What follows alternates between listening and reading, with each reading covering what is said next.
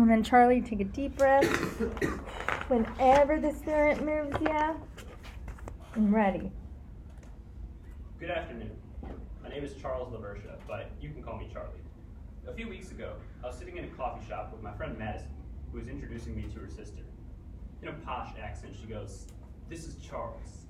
Having been through this before, I just brushed it aside. Her sister asked, "Do you go by Charles or Charlie?" And I just sort of shrugged my shoulders and said, "Whatever you prefer." Now this may seem like a simple exchange of pleasantries, which it is, but it also highlights an identity crisis which I've been struggling with for as long as I can remember.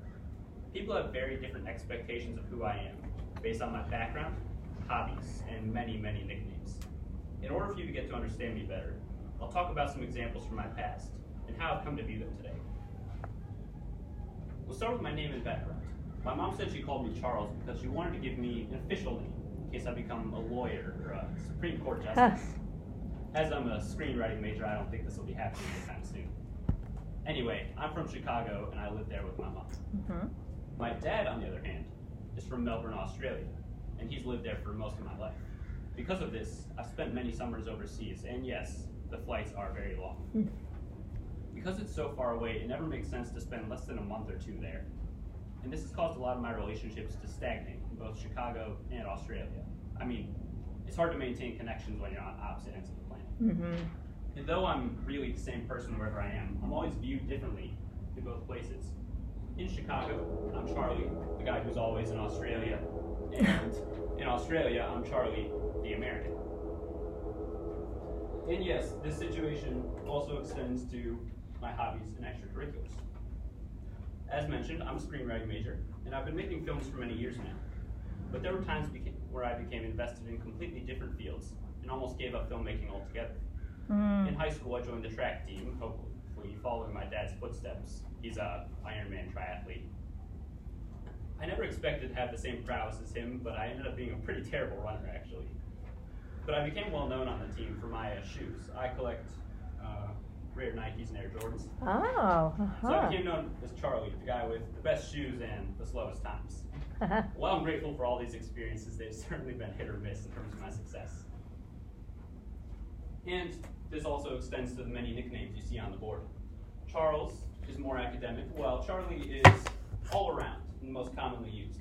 Some people call me Chuck for... Charlie, really quickly, let's go back, if you don't mind, because with each of the main points, or the transitions thus far, we've missed the central idea, and I know it would be odd because yours is so fluid right now, right?